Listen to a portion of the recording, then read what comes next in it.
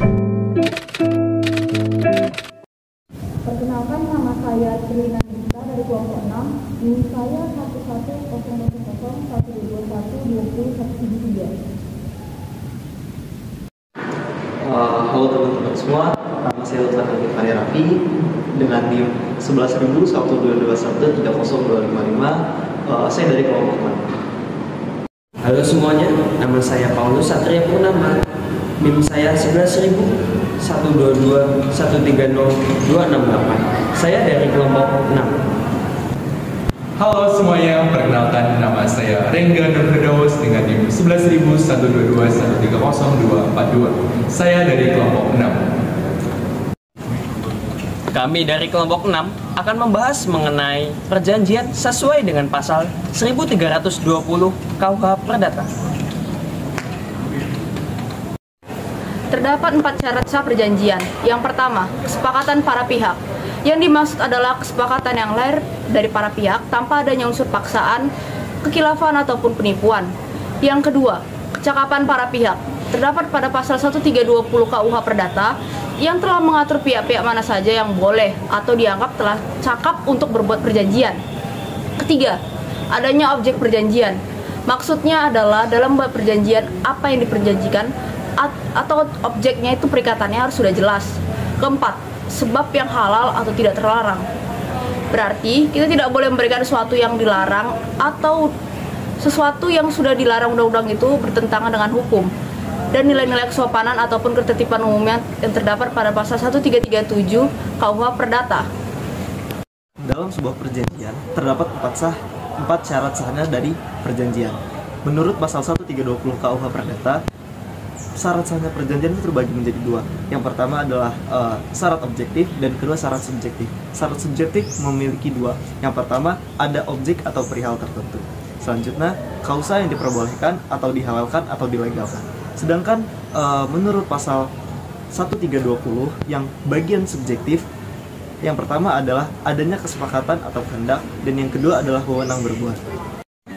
Pembatalan perjanjian. Yang pertama, apabila para pihak tidak memenuhi syarat subjektif, maka konsekuensinya perjanjian yang dibuat dapat dibatalkan, yaitu salah satu pihak yang merasa dirugikan dapat mengajukan permohonan pembatalan kepada hakim.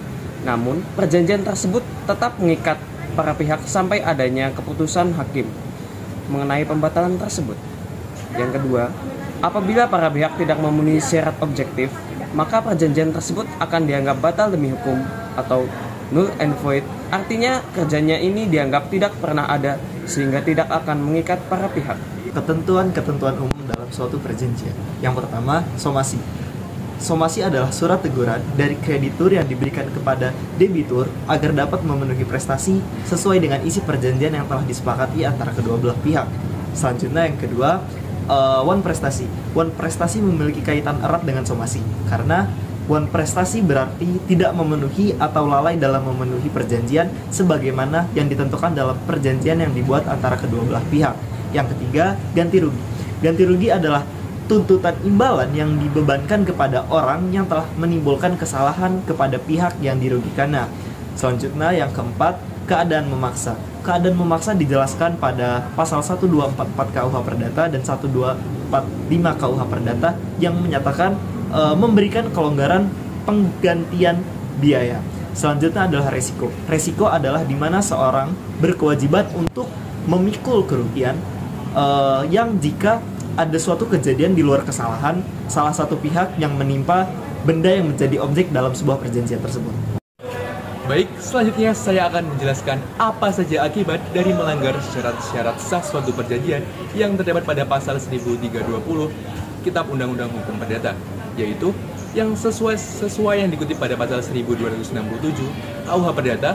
Pihak yang perikatannya tidak dapat dipenuhi dapat memilih atau memaksa pihak lain untuk memenuhi isi perjanjian jika itu masih dapat dilakukan, dan atau menuntut pembatalan suatu perjanjian dengan penggantian biaya, kerugian, dan juga bunga. Maksudnya di sini adalah pihak yang perikatannya tidak dapat dipenuhi dapat memaksa pihak lain untuk memenuhi isi perjanjian dan atau menuntut pembatalan suatu perjanjian ke pengadilan dengan penggantian biaya, kerugian, dan juga bunga. Sekian yang dapat kelompok kami sampaikan. Semoga bisa bermanfaat bagi kita semua. Sekian dan terima kasih.